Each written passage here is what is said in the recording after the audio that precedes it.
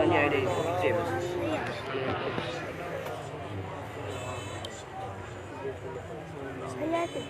سبحانك لا علم لنا إلا ما علمتنا إنك أنت العليم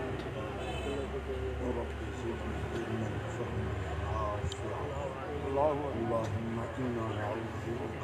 بك من علم لا ينفع اللهم يا حي يا قيوم برحمتك لا إله إلا أنت سبحانك إني رب اشرح لي صدري ويسر لي أمري واحلل عقدة من لساني يفقهوا قولي محمد الكريم صلى الله عليه وآله وسلم सुभान अल्लाह अरे तू थी बा बनाए तू अरे बात छड़ी इसने तू छोड़ कर तेरे जो अल्हम्दुलिल्लाह सुभान अल्लाह अल्हम्दुलिल्लाह रब्बिल आलमीन वल आक़िबतु लिल मुत्तक़ीन सुभान अल्लाह वस्सलातु वस्सलामु अला सय्यिदिल अव्वलीन वल आखिरीन अशरफिल अंबिया'i वल मुरसलीन सुभान अल्लाह खातमिन नबिय्यीन रहमतिल लिल आलमीन शफीइल मुज़निबीन मुहिब्बिल फुक़रा'i वल ग़ुरबा'i वल यतामा वल मसाकीन सुभान अल्लाह वनशहदु अल्ला इलाहा इल्लल्लाह वहदहु ला शरीका लह सुभान अल्लाह वनशहदु अन्न सय्यिदना व मौलाना मुहम्मदन अब्दुहु व रसूलुहु सुभान अल्लाह सल्लल्लाहु तआला वसल्लम व बारक अलैहि व अला वालिदैहि व आलिहि व अस्हाबिहि व अहलि बैतिहि व अज़वाजिहि सुभान अल्लाह व अबनाइहि व बनातिहि व खुलफाइहि व उलमाइ मिल्लतिहि व औलियाए उम्मतिहि अजमाईन अम्मा बअद फ़अऊज़ु बिल्लाहि मिनश शैतानिर रजीम बिस्मिल्लाहिर रहमानिर रहीम सुभान अल्लाह क़द अफ़लह मन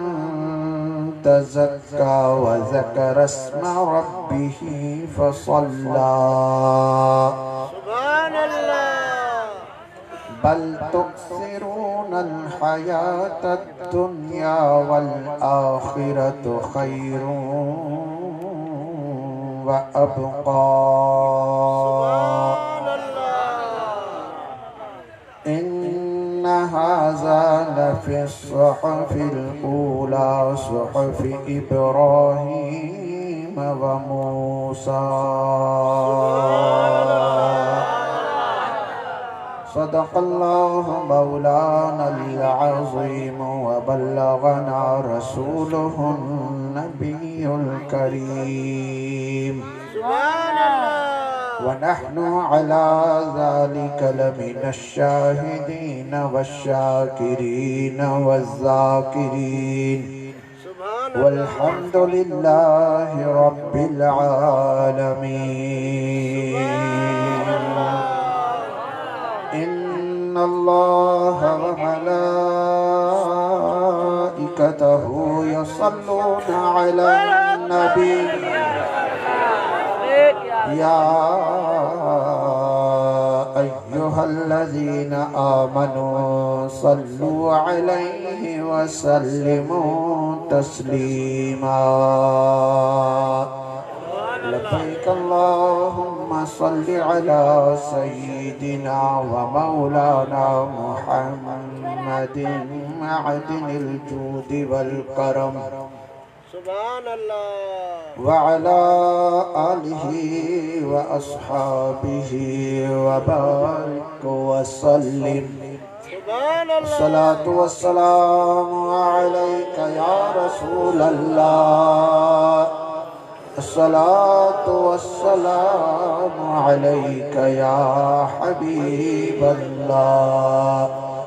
अस्सलातु वस्सलामु अलैका या रहमतल लिल आलमीन व अला आलिका व अस्हाबिका या शफीअल मुज़निबीन।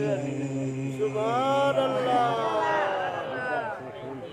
तमाम तारीफों अल्लाह करीम जल्ल जलालहू के लायका है। सुभान अल्लाह।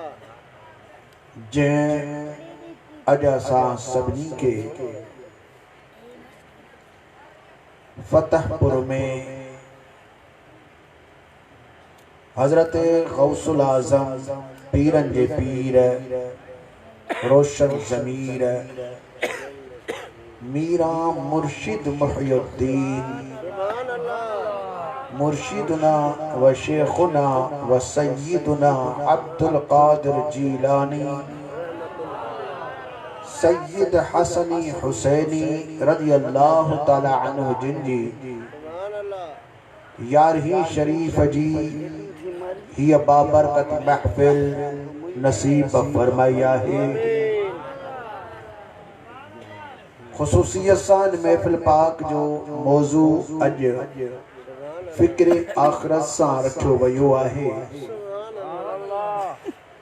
अल्लाह सुब्हानहु व तआला असां सभिनी जी हाज़िरी पंहिंजी दरबार में पंहिंजे सुहिणे नबी अकरम नूर मुजस्सम सल्लल्लाहु अलैहि वसल्लम जी दरबार में ऐं हज़रत गौस पाक जी दरबार में क़बूल फरमाए। वेझे परे खां जेतिरा भी साथी हिते आया सभिनी जो अचण वेहण ॿुधण ॿुधाइण पंहिंजी बारगाह पाक में क़बूल फरमाए। बाबरकत महफिल में कसीर तादाद में उलमा इकराम, हुफ़ाज़ इज़ाम, सादात सबोरा, मुअज़्ज़ज़ीन, नात खान, जलवा फ़रोज़ाइन, बिलखुसूस मीर महफिल, सदर मजलिस, मुहतरमुल मकाम, पीर तरीक़त हज़रत अल्लामा किबला सैयद गुलाम मुर्तज़ा शाह दामत बरकातुहुल आलिया ज़ेरे निगरानी ऐं ज़ेरे क़ियादत मुंहिंजा मुहसिन ऐं मुंहिंजा दुआगू मुहतरमुल मकाम हज़रत अल्लामा किबला साईं सैयद गुलाम अली शाह दामत बरकातुहुल आलिया, संजन जा ॿिया बिरादरान रिश्तेदार ऐं उलमा इकराम बाबरकत महफिल में तशरीफ़ फरमा थियण सां असांजे महफिल जी रौनक भी वधी वई आहे ऐं मज़ीद अल्लाह सुब्हानहु व तआला जी रहमत जो नुज़ूल भी थी रहियो आहे।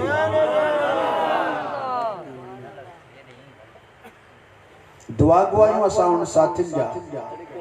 जिन ही सोनी महफिल सजाई आहे, बिलखुसूस मोहतरम जनाब भाऊ वहीद अली कुंबर साहिब, बाबू रफीक अहमद चांडियो साहिब, मोहतरम बाबू सिकंदर अली कुंबर साहिब, बाबू फयाज अली कुंबर साहिब ऐं ॿिया ॻोठ फतहपुर जा साथी जिन कोशिश कई आहे ऐं ख़ुसूसी दुआ मोहतरम जनाब हाजी मोहम्मद सालिह चांडियो ऐं मोहतरम बाबू नूर मोहम्मद चांडियो, इन्हनि जे लाइ ख़ुसूसी तरह सॼी जमायत दुआ करे अल्लाह उनखे सेहत सलामती रिज़्क रोज़ी में बरकतूं वग़ैरह अता फरमाए।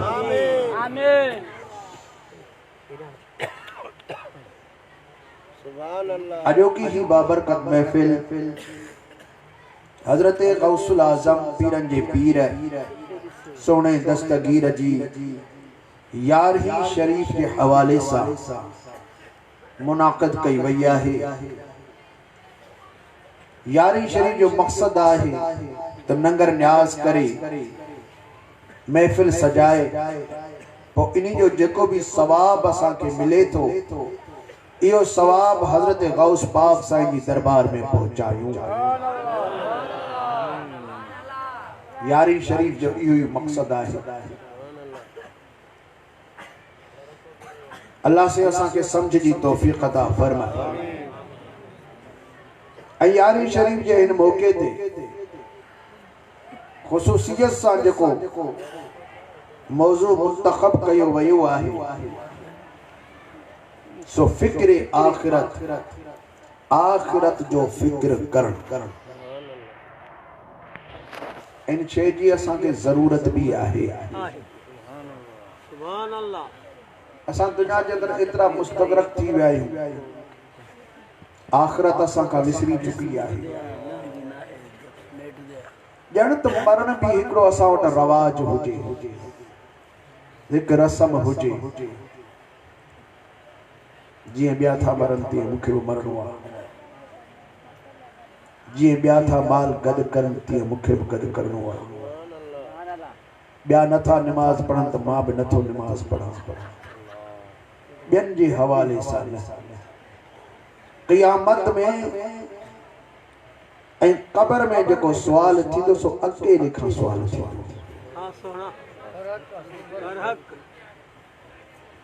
माउ जे पेटां अकेलो आयो आहे या कॾहिं जोड़ो भी आयो हुजे, पर क़ब्र में इंसान अकेलो थो वञे, अकेलो सुवाल थियणो आहे, अकेले खे जवाब ॾियणो आहे। क़यामत में भी पांजा अमल पाण खणी अकेलो अल्लाह जी दरबार में पहुंचणो आहे।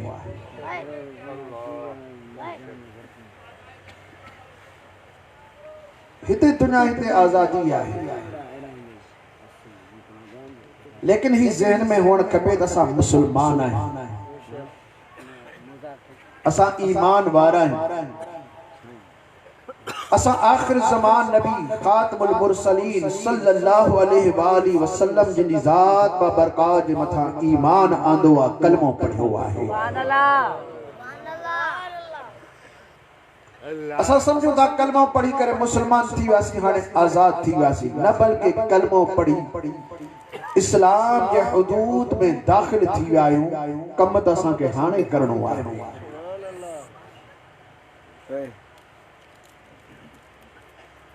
कलमा पढ़ी करे इस्लाम जे अंदर पंहिंजी एंट्री कराए छड़ी थो, कम त हाणे करणो आहे। बेशक कलमे जूं पंहिंजूं बरकतूं आहिनि, पर असां विसारे चुका आहियूं, ॼण त असां खां विसरी चुको आहे। असां खां अल्लाह विसरी चुको आहे, असां खां पंहिंजो नबी विसरी चुको आहे, असां खां मौत विसरी चुको आहे, असां खां क़ब्र विसरी वई आहे, असां खां आखिरत विसरी वई आहे, मैदान महशर असां खां विसरी वियो आहे, पुलसरात असां खां विसरी वई आहे, मीज़ान असां खां विसरी वियो आहे। कहिड़ी ख़बर त असांजो मौत ईमान ते थो थिए या कंहिं ॿी हालत ते थो थिए। अल्लाह का दुआ घुर तो रब करीम असा के ईमान वारी जिंदगी अता फरमाए, ईमान वारो मौत नसीब फरमाए। सुल्तान आरिफीन बायजीद बुस्तामी रहमतुल्लाहि तआला अलैह, जिनके आरिफन जो सुल्तान चयो वींदो आहे, सैयद ताइफा हजरत शेख जुनैद बगदादी रहमतुल्लाहि तआला अलैह जिन इरशाद फरमाइन पा जेके हजरत गौस पाक जे मुर्शिदन मुर्शिदन मुर्शिदन जा भी मुर्शिद आहे।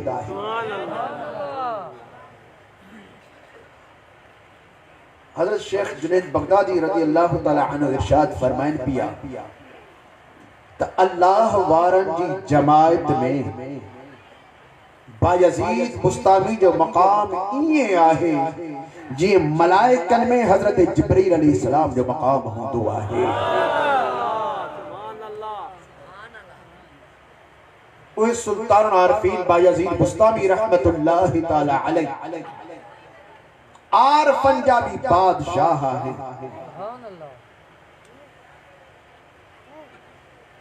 एक अल्लाह जो वली सगोरो साईं जी दरगाह में आयो हजरत ख्वाजा बायजीद बुस्तामी रहमतुल्लाहि ताला अलैह वट अर्ज कैसे अजीब गाल ॾिठी थम पाण फरमायो छा ॾिठो थई जसी तव्हां जे शहर जे ॿाहिरां वण में शैतान के टंगल ॾिठो थम। अजीब गाल शैतान के टंगल ॾिठो थम पाण फरमाते ने के असां टंगरायो कि बला सबब छा है पर फरमात मो शैतान का वायदो वरतो त मुझे बुस्तान जे शहर में दाखिल न थींदे के मानू के तू ते न भुलाईंदे मुखे वायदो ॾेइयो त मां न ईंदुसि पर आहे शैतान शैतानगिरी कयई हिते आयो भुलाई मानू के तो मुखे कावड़ अची वई तो मलाइकन का काबू कराए सजा तौर ते मां वण में बाहर टंगराए छडियो थमास। सुल्तान आरफीन बायजीद बुस्तामी रहमतुल्लाहि ताला अलैह हजरत सैयदना इमाम जाफर सादिक रज़ी अल्लाह ताला अन्हु जिनका खिलाफत हासिल कई अथई सिलसिला आलिया नक्शबंदिया जा शेख तरीक़त आहिन। सुल्तान आरफीन बायजीद बुस्तामी रहमतुल्लाहि ताला अलैह वट हिकड़ी माई आई ओहा माई चक्की हलाईंदी वो घाणो हलाईंदी ऐं तेल पीड़ींदी सरी पीड़ींदी तेल वगैरह कढंदी माई चर्चाइण हुई ॾाढी साईं वटि जो आई दुआ जे लाइ साईं अल्लाह जा वली सुल्तान आरफीन मुंह मुबारक में नूर पियो चमके सफेद सुहारी मुबारक जेजा तजल्ला वारन मुबारकन में जा तजल्ला पे निकरन सुहनी सुहारी बाप सुभान अल्लाह माई चर्चाएं हुई उनके महफिल जे आदाब की खबर नहीं का पढ़ी लिखी का दुआ तो वरतई पर चर्चो कई हुन माई चर्चो के जो असा के चवण न के पर समझाण जे ला तमा के मां अर्ज करे रहियो आहियां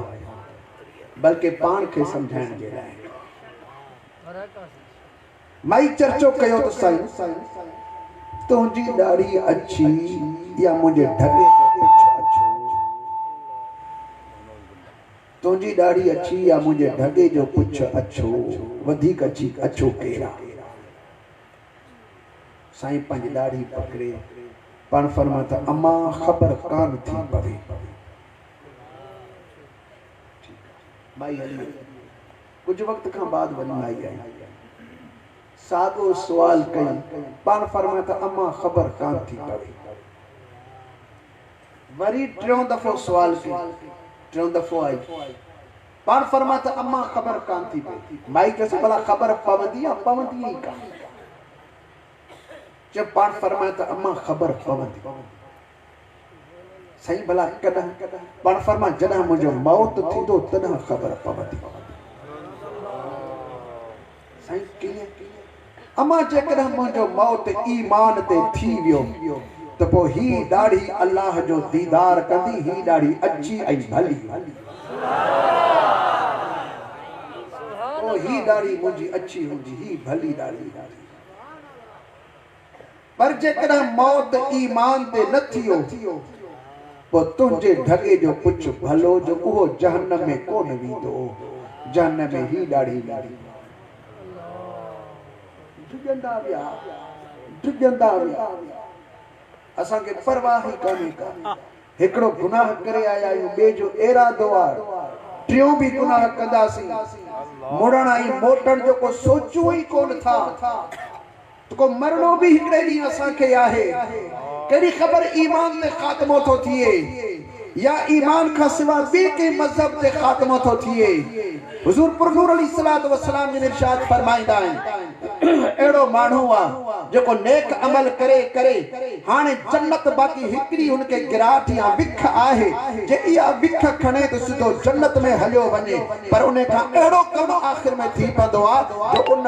विख खणण सां सिधो जहन्नम में हलियो थो वञे। सुभान अल्लाह। हिकिड़ो अहिड़ो कमु थो करे, गुनाह जा कम थो करे, विख खणे त जहन्नम में वञे, पर आख़िर में कुदरत वारो अहिड़ो कमु थो वठे जो उन विख सां सिधो जन्नत में हलियो थो वञे।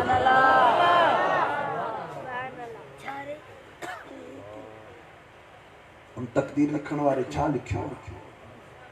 ईमान ते ख़ात्मो थींदो या न थींदो, डिॼंदा विया उतां सुल्तान आरफीन जहिड़ा। आखिर सुल्तान आरफीन बायजीद बुस्तामी ने रहमत में विसाल बा कमाल थी वियो। खल्कूं अचे गॾु थियूं, जनाज़ो खयो पे वियो। उहा माई सबो जो वॾी रश ॾिठी, अबा छा आहे कि बस सुल्तान आरफीन बायजीद बुस्तामी विसाल फरमाए विया। माई चयो त मां दीदार कंदसि, आॾो अचे पीछी रोई पई वीचारी। फ़कीर माण्हू हो, भलो हो, कॾहिं मुंहिंजे चर्चे ते चिड़ियो कोन, सोचे पई माई। जनाज़ो पाक रखियो वियो, कपिड़ो लाथो वियो। माई उते थी सुवाल करे, साईं अॼु ख़बर पई आहे? अॼु बि ख़बर कान पई आहे। सुभान अल्लाह। साईं उतां ॻाल्हायो, अॼु ख़बर पइजी वई त मुंहिंजी ॾाढ़ी अच्छी आहे। अॼु ख़बर पई आहे त मुंहिंजी ॾाढ़ी अच्छी आहे, जो ही ॾाढ़ी रसूलुल्लाह जो भी दीदार कंदी त अल्लाह सुब्हानहु व तआला जो भी ही ॾाढ़ी दीदार कंदी। ईमान सां ख़ात्मो थी वियो, पोइ बेड़ा ई पार लॻा पिया आहिनि, पोइ कंहिंजी परवाह ई कान्हे का, छो जो ईमान सां ख़ात्मो थी वियो त पोइ ईमान जा धणी असांजी पाणे मदद फरमाईंदा, पाणे मालिकी फरमाईंदा कि मुजाहिद जे ईमान सां ख़ात्मो न थियो त केरु मालिकी करण वारो कोन्हे को। सॼी ज़िंदगी काबे जे भिक में रहे पियो, हज जे मथां हज पियो करे, उमरनि ते उमरो पियो करे, तवाफ़नि ते तवाफ़ पियो करे, नफ़िलनि ते नफ़िल पढ़े पियो, उते मुराक़बा पियो करे, तस्बीह तहलीलूं पढ़े पियो, उते कुरान जूं तिलावतूं कंदो रहियो आहे, पर जेकर आख़िर में ईमान नसीब न थियो, न काबो फ़ाइदो ॾींदो, न कुरान फ़ाइदो ॾींदो, न तस्बीह फ़ाइदो ॾींदो, का शइ फ़ाइदो न। आओ पर जेकर पंहिंजे घर में ई पंहिंजे बिस्तरे ते ईमान सां लॻो लाॾाणो थी पियो, मदीने जा घोट अलैहिस्सलातु वस्सलाम जिन इरशाद फरमाईंदा आहिनि त मन कान आखिर कलामुहु ला इलाहा इल्लल्लाह मुहम्मदुर रसूलुल्लाह दखलल जन्नह, जो आखिरी कलाम इहो आहे त हुनजो कलमे ते ख़ात्मो थियो त जन्नत में वञण खां का चीज़ रोकी त सही कान का।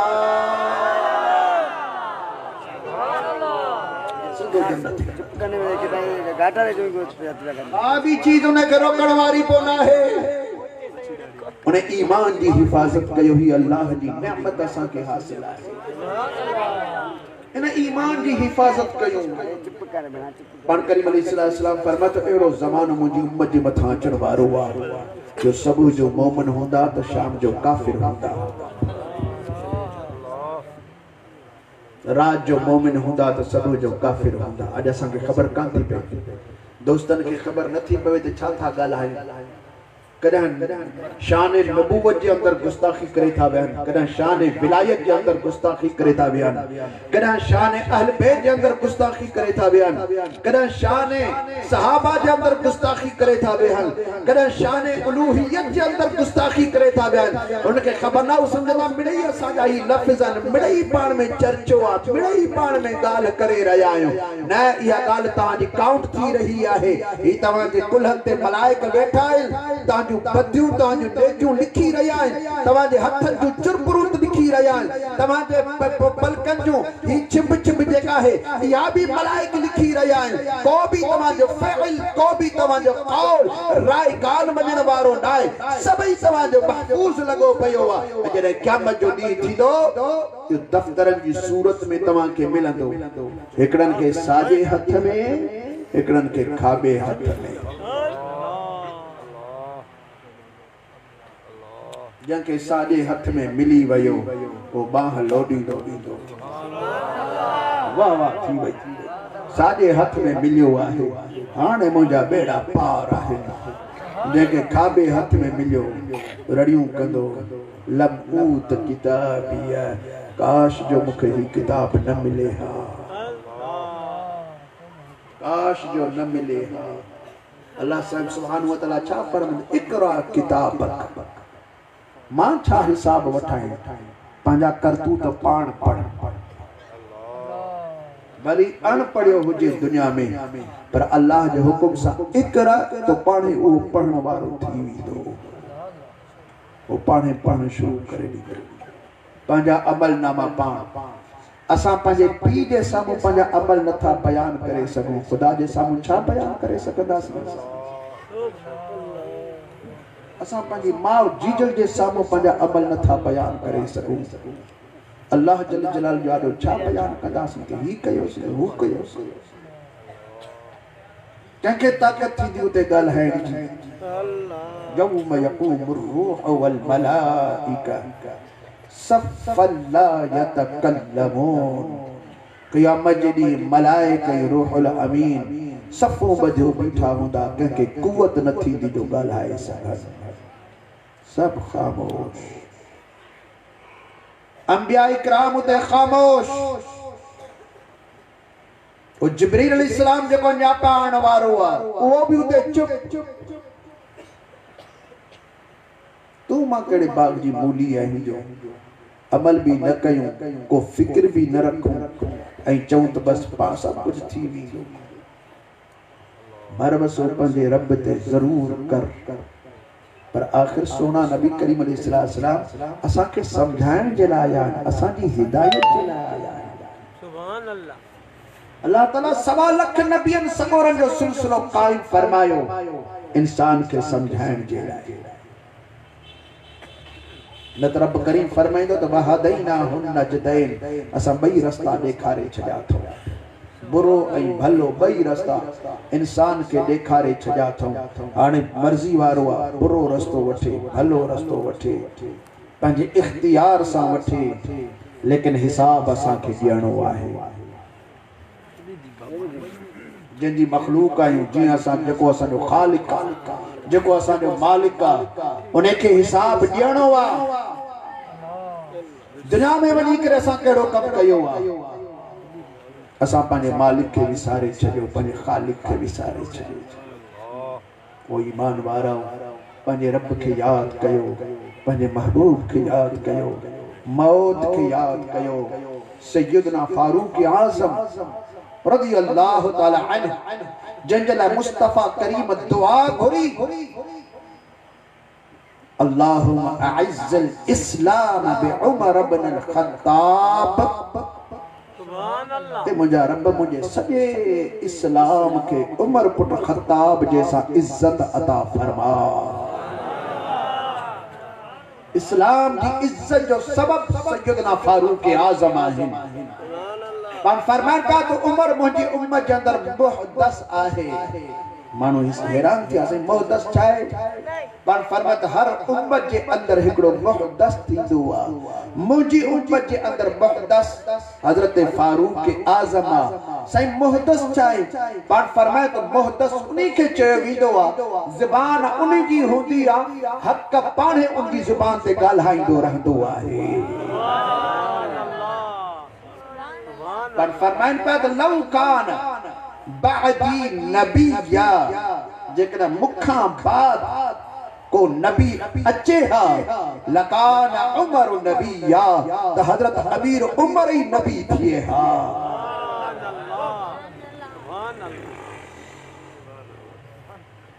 फरमायो तो क़यामत जो जॾहिं ॾींहुं थींदो अल्लाह सुब्हानहु व तआला जॾहिं जन्नतन के जन्नत मोकली दो रब करीम फरमाइंदो सलामुन क़ौलन मिर रब्बिर रहीम तो मुने जन्नत वारन के अल्लाह पाण सलाम कंदो मुझे यार जा आशिको मुझे यार जा वफादार साथियो मुझे यार जा वफादार उम्मतियो तवां के मो रब रहीम जो सलाम हुजे फरमायूं सभिनी खे सलाम कंदो लेकिन उमर जॾहिं साम्हूं ईंदो त अल्लाह सुब्हानहु व तआला बिना पर्दे जे उमर सां हथ मिलाईंदो उमर तोखे मुंहिंजो सलाम हुजे अच तोखे हथ ॾियां मिलायां डायरेक्ट हज़रत अमीर उमर साईं हथ मिलाईंदो अल्लाह सुब्हानहु व तआला एॾो हज़रत अमीर उमर साईं जो होशियार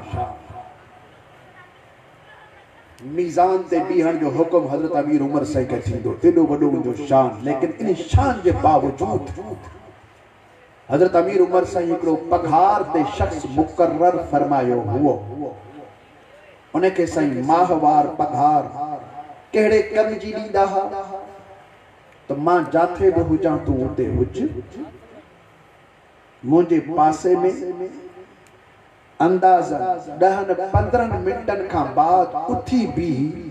भली मां तकरीर कयां मां फैसला कयां मां ख़ामोश हुजां तुंहिंजी ड्यूटी ही आहे 10-15 मिनटनि खां बाद उथी भी ज़ोर सां चओ त ए उमर मौत याद कर तुंहिंजी ड्यूटी आहे बार बार मूंखे ये लफ़्ज़ चओ ए उमर हकल करे मूंखे चओ मां तो ॾिसो तूं चओ त मौत याद कर मां तो तुंहिंजी पघार असांखे मौत किथां यादि आहे असां कंहिंखे मौत यादि ॾियारूं हू चए थो मूंखे पिटे थो या मेहणो थो ॾिए या दाॿो थो ॾिए या दड़को थो ॾिए पिटण में या मेहणो न आहे मौत हक़ आहे पर याद रखो जेके ईमान वारा आहिनि उन जे लाइ मौत अहिड़ो मौत न आहे जेको मर्दूदनि जो थींदो आहे बल्कि अल मौत जसरुन यूसिलुल हबीब इलल हबीब मौत हिकड़ी अहिड़ी पुल आहे जेका यार खे यार सां मिलाईंदी आहे जेका यार खे यार सां मिलाईंदी आहे महबूब के महबूब सां मिलाईंदी आहे आशिक के माशूक सां मिलाईंदी आहे उहा पुल कीअं ईंदी आहे मौत जॾहिं ईंदो पंहिंजे हक़ीक़ी महबूब सां मुलाक़ात थी वेंदी आहे सैयदना इमाम रब्बानी मुजद्दिद मुनव्विर अल-फिसानी रज़ी अल्लाह तआला अन्हु आखिरी साईं जो वक्त हुओ शहजादा रोइन पिया हिकिड़े शहजादे खां गाह निकिरी वई काश अहिड़ो को हकीम अचे अॻे हकीम हूंदा जो बाबा साईं जे नब्ज़ ते हथ रखे पोइ जी बीमारी सुञाणे पोइ बीमारी जे लाइ दवा तजवीज़ करे ऐं उहा खाराए त उनखे शिफ़ा मिले मुंहिंजो बाबो तंदुरुस्त थी वञे त मां उनखे 8 लख रुपया ॾींदुसि अहिड़ो को हुजे हज़रत इमाम रब्बानी साईं हाल में हुआ पाण अख खोलियूं थधो साह भरे पाण फरमाए त काश अहिड़ो को हकीम हुजे जेको मुंहिंजे नब्ज़ ते हथ रखे पोइ मुंहिंजी बीमारी सुञाणे पोइ मुंहिंजी दवा तजवीज़ करे त हिन मरीज़ जी मौत खां सिवा का बि दवा नाहे मां लख रुपया पूरो उन हकीम खे ॾियां मौत सां दिल पिया लगाए मौत सां मोहब्बत पिया कनि हुज़ूर करीम अलैहिस्सलाम ने इरशाद फरमायो त अल्लाह सुब्हानहु व तआला तो फरमाए त जेको मुंहिंजी मुलाक़ात खे पसंद कंदो आहे त मां भी उन्ही सां मुलाक़ात करण पसंद भी कंदो आहियां ऐं जेको मुंहिंजी मुलाक़ात खे पसंद नथो करे त मूंखे भी पसंद न आहे अर्ज कयोसीं अल्लाह सां मुलाक़ात की पाण फरमाद नेक अमल करे पोइ ईमान ते ख़ात्मे जी दुआ घुरे ऐं मौत सां राज़ी थी वञे इहो ई अल्लाह सां मुलाक़ात जो शौक़ आहे इहो ई अल्लाह ताला जी ज़ात बबरकात सां मुलाक़ात जो शौक़ आहे असां पंहिंजे सीने जे अंदरि झाती पाऊं असांखे केतिरे क़दुरु मौत जो शौक़ आहे हाँ दुनिया जे मुसीबतनि में फाथासीं पोइ चवंदासीं यार मौत अचे त भलो हूअ मौत जी दुआ घुरणी न आहे पर रब जे मुलाक़ात जी दुआ घुरणी आहे त मौला एड़ो मौत नसीब कर जैसा तुझी मुलाकात थे तुझे यार जी मुलाकात थे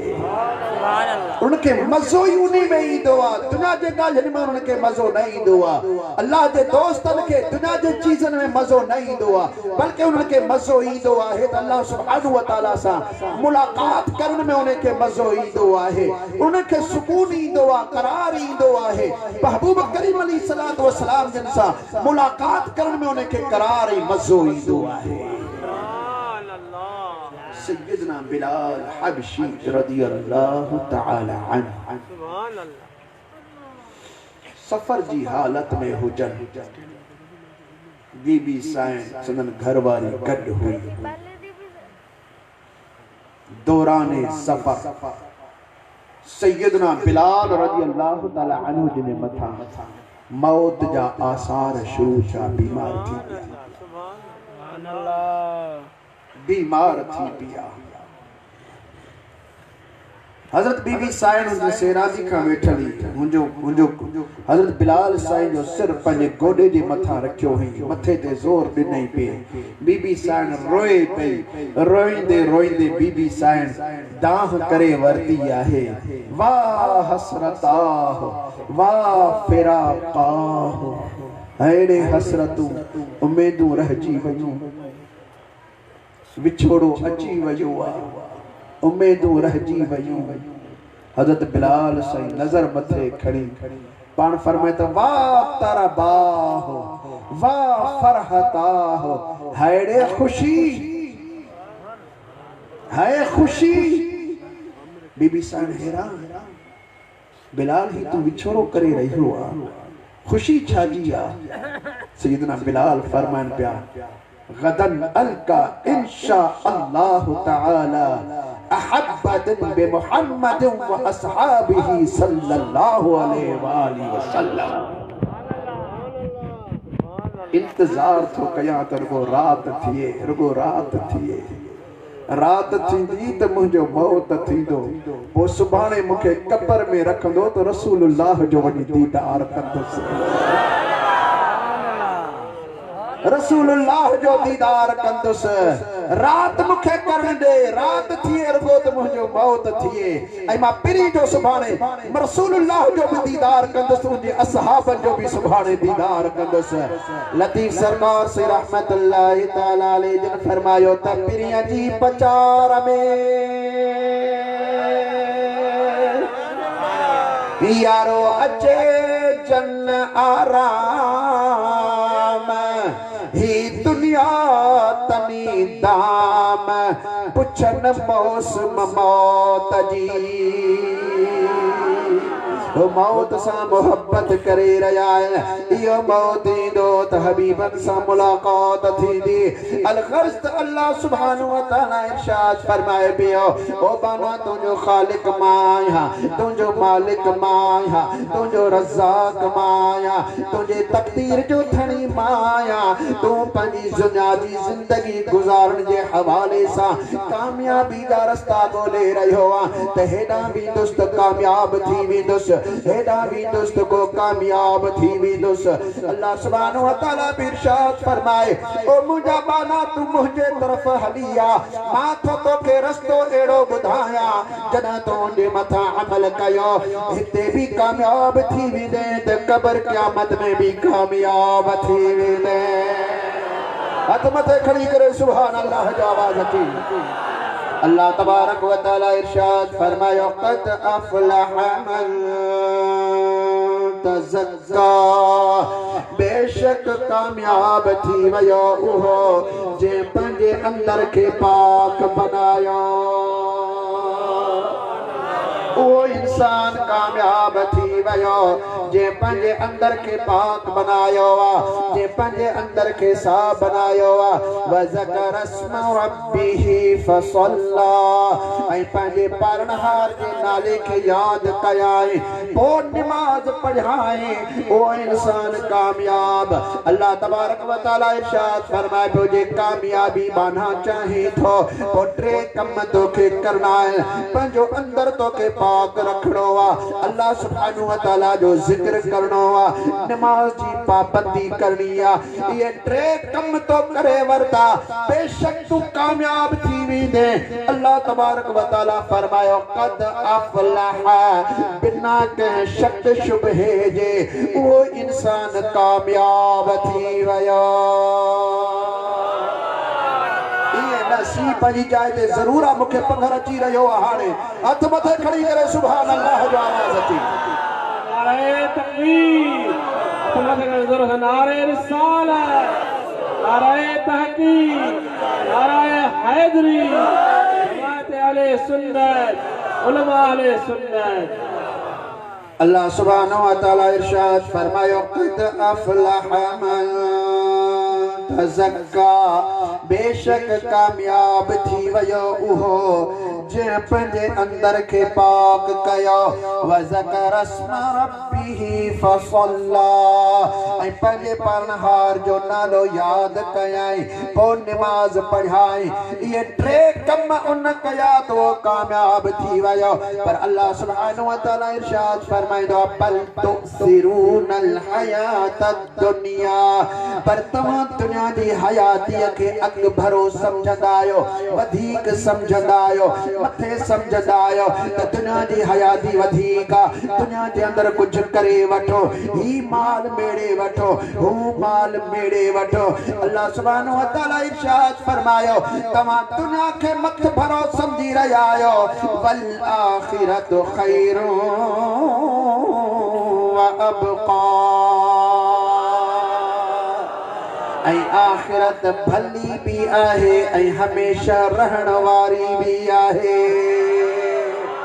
दुनिया हमेशा रहण वारी ना आहे अॼु दुनिया कंहिं वटि आहे सुभाणे कंहिं वटि थींदी अॻु में दुनिया कंहिं वटि हुई इहा दुनिया कारून वटि हली शद्दाद वटि हली फिरऔन वटि हली निमरूद वटि आई यज़ीद लानती वटि आई इहा दुनिया सारी अॼु अची वई आहे पर अॼु खां बाद बि दुनिया हलंदी रहंदी दुनिया कंहिंसां वफ़ादारी कान कई आहे रब करीम जल्ल जलालहू इरशाद फरमायो वल आखिरतु खैरुन व अबक़ा ऐं आखिरत भली भी आहे त हमेशा रहण वारी भी आहे दुनिया खां आखिरत भली आहे दुनिया खां वधीक आखिरत रहण वारी आहे दुनिया खे फना अचण वारी दुनिया में क़यामत अचण वारी दुनिया में मौत अचण वारो दुनिया में गम अचण वारो दुनिया में दुख अचण वारा दुनिया में परेशानियूं अचण वारियूं आहिनि पर आखिरत में न की गम न की खौफ न की परेशानी न की मौत न की बाद में का क़यामत हमेशा आखिरत रहण वारी आहे तंहिंजे करे तव्हां आखिरत जे लाइ कम कयो हज़रत लाल लतीफ़ सरकार से रहमतुल्लाहि तआला अलैहि इन जी तर्जुमानी फरमाई त जीअं था गोली में अन्न खे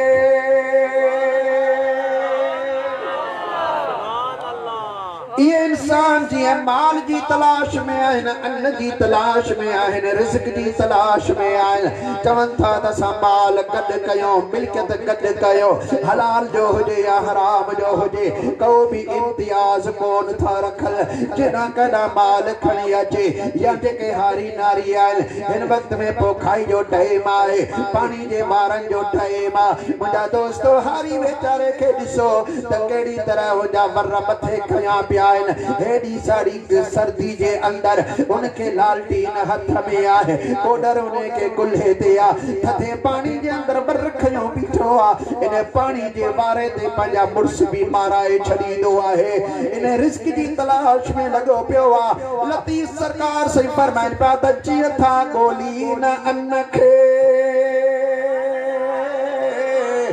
इहे तीअं जे गोली न अल्लाह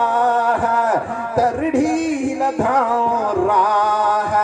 लथन लुखन थी चए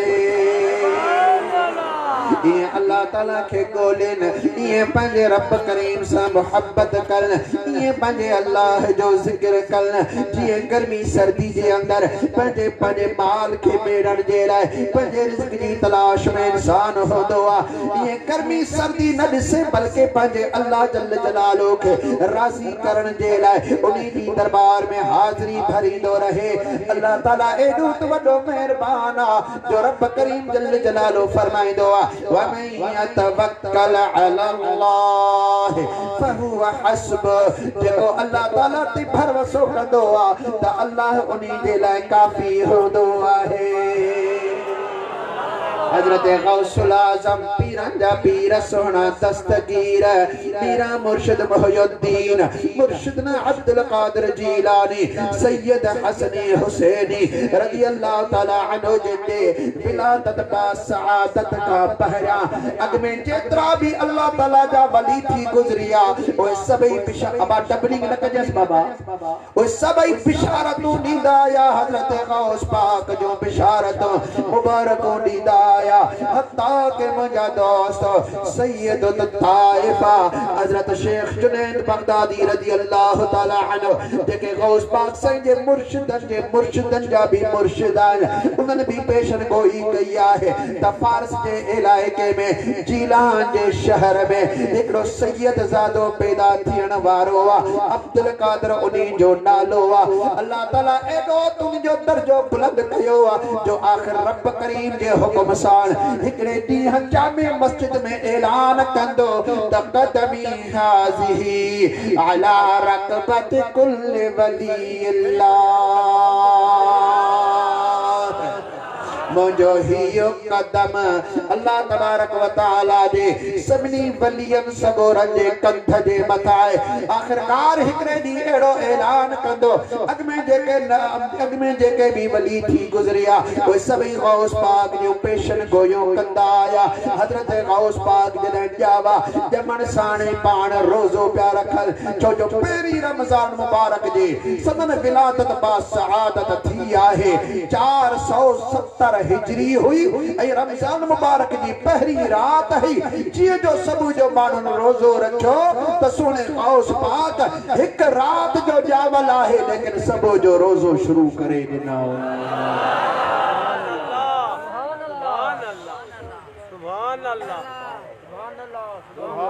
अज़ल खां जेके विलायतूं वठी आया पान फरमान बा जना मुझी जीजल मां मुखे तैयार करे मदरसे में मोकलींदी हुई दरवाजे ते गॾिजी ईंदी हुई पो अम्मा साइण चवंदी त बचा हाणे साम्हूं हलियो न हेॾे होॾे न वञ साम्हूं मदरसो अथई बस पो अम्मा साइण मोकलींदी ही हजरत गौस पाक से फरमाइन पिया अम्मा साइण मुखे दरवाजे का बाहर मोकलींदी जीअं मां बाहर निकरा त हिकड़ो मलाइक हिन पासे ॾांहुं दरवाजे ॾे ॿियो मलाइक हुन पासे ॾांहुं दरवाजे ॾे ॿई मुंहिंजी हिफ़ाज़त में हलंदा हा सिधो जॾहिं मां मदरसे पहुचा तो मलाइक इंसानी सूरत में थी करे उते शागिर्दनि खे चवंदा हा बाबा थोरो पासो कयो अल्लाह जे वलीअ खे जाइ वेहण जी ॾियो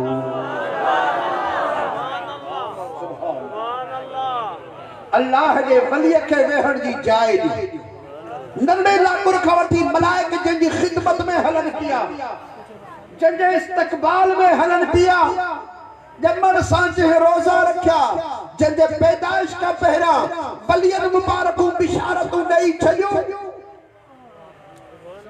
जनाब गौस पाक रज़ी अल्लाह ताला अन्हु जन अञा पढ़ंदा हुआ बगदाद शरीफ में हुआ उम्र मुबारक 17-18 साल हुई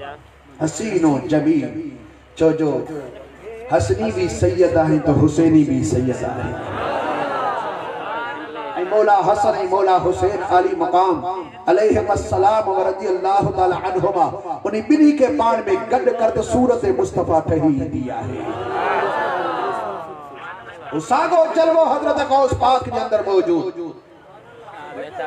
हुस्न जमाल जी भी इंतहा है हजरत गौस पाक रज़ी अल्लाह ताला अन्हु जिन मथा जलवा मुस्तफा इतरो त गालिब होंदो हो जो पान ओंदह रात में या बंद कमरे में भी बेहल तो सदन वजूद पाक सजो बरदो रहंदो हुओ ॾिसण वारो माण्हू साईं जे ॻाल्हाइण वक़्तु चपनि जी चुरपुर बि ॾिसंदो हुओ, अखियुनि जी चिंब बि ॾिसंदो हुओ, हथनि जा इशारा बि ॾिसंदो हुओ। रुगो गौस पाक वटि पाण ताईं रोशनी न बल्कि संदन वजूद मां रोशनी निकिरी करे सॼी महफ़िल खे मुनव्वर फरमाए छॾींदा हुआ। ऐं फैज़ मुस्तफ़वी जो इहो असर हुओ, खून मुस्तफ़वी जो इहो असर हुओ जो हज़रत गौस पाक रज़ी अल्लाह ताला अन्हु जन जे घटी खां गुज़री वेंदा हुआ त हिकु ॾींहुं हिकु राति उन घटी मंझां ख़ुशबू ई ख़तम कान थींदी हुई। हज़रत गौस पाक रज़ी अल्लाह ताला अन्हु जन नौजवान 17-18 सालनि जी उमिरि जा ॿुधो त बगदाद में हिकिड़ो अल्लाह जो कामिल वली आहे, कुतुबियत जे मक़ाम ते फाइज़ आहे। हज़रत शेख यूसुफ हमदानी रज़ी अल्लाह ताला अन्हु सिलसिला आलिया नक्शबंदिया जा मुर्शिद आहे। शेख यूसुफ हमदानी रज़ी अल्लाह ताला अन्हु ऐं उन वक़्त में शेख यूसुफ हमदानी पीर सन हुआ ऐं उनजी जेका बैठक हूंदी हिकु बादशाही दरबार वांगुरु ठहियल हूंदी, मथे तख्त ठहियल हूंदो हो ऐं साम्हूं जमायत वेहंदी हुई, आलीशान मथे कुर्सियूं ॿियूं बि लॻल हूंदी हुयूं, मुक़र्रब मथे वेठा हूंदा हुआ ऐं वॾी हिकिड़ी इज़त ऐं शान शौक़त सां पाण रहंदा हुआ। वक़्त जा बादशाह भी दुआ जे लाइ गोॾा भॼी साम्हूं हेठि वेहंदा हुआ। सुभान अल्लाह। हज़रत गौस पाक साईं जॾहिं ॻाल्हि ॿुधी त शेख यूसुफ हमदानी कुतुबियत जे मक़ाम ते फाइज़ आहे ऐं उन जो दीदार करणु खपे। हज़रत गौस पाक रज़ी अल्लाह ताला अन्हु जन शागिर्द हा मदरसे जा, 17-18 साल उनजी उमिरि हुई। ॿ टे साथी शागिर्द गॾु करे साईं जी दरगाह ते विया। जीअं जो दरबार ते विया ऐं दरवाज़े ते पहुता, शेख यूसुफ हमदानी रज़ी अल्लाह ताला अन्हु जन पंहिंजे तख्त ते वेठल हुआ। जॾहिं साम्हूं नज़र पई त शेख यूसुफ हमदानी पंहिंजे तख्त तां हेठि लथा। सुभान अल्लाह, सुभान अल्लाह। अॻिते हलिया, माण्हुनि रस्तो ॾिनो, सिधो दरवाज़े ते पहुता। हज़रत गौस पाक रज़ी अल्लाह ताला अन्हु जन खे भाकुर पातऊं, उनजे हथनि खे चुमियऊं, उनजी पेशानी खे चुमियऊं, पाण सां गॾु वठी आया, मथे तख्त ते पाण सां गॾु वेहारियो। माण्हू हैरान हा त ही केरु माण्हू आहे? को मदरसे जो तालिब थो नज़र अचे, कपड़ा फाटल ऐं शहीद थियल पुराणा हुआ थी मिस्कीन थो नज़र अचे, लेकिन हुनजी एॾी वॾी इज़त साईं करे रहिया आहिनि। साईं साम्हूं जमायत खे ॾिसी करे पाण फरमाता, बा तव्हां तशवीश में अची विया आहियो त मूं एॾी इज़त हिन तालिबुल इल्म जी कई आहे। हिन वक़्त में तालिब इल्म आहे, हे सैयद आहे, आले हसन बि आहे त हुसैनी लाल बि आहे। हसनी हुसैनी सैयदा मौला अली मुश्किल कुशा जो खून हबीब करीम अली सलात व सलाम जिन जो जलवो सदर वजूद में आहे। हिन वक़्त में ॿार आहे पर को वक़्तु अचण वारो आहे। मां ॾिसी रहियो आहियां त बगदाद जी जामिया मस्जिद में मिंबर ते चढ़ी करे ऐलान फरमाईंदा त क़दमी हाज़िही अला रक़बत कुल वलील्लाह, मुंहिंजो हीउ क़दम अल्लाह जे सभिनी वलियनि जे कंधे जे मथां आहे। तुझो पीर मुझो पीर, तुझो पीर मुझो पीर, दरबार आलिया वीर शरीफ, जमायत अहले सुन्नत, उलमा अहले सुन्नत। मुंहिंजा दोस्तो ॾिसण वारा मुबारकूं बिशारतूं ॾेई रहिया आहिनि, अञा आया ई नाहिनि तबी बिशारतूं ॾेई रहिया आहिनि। ऐं सदन ॼमण साण ई विलायत जा साहिब आहिनि।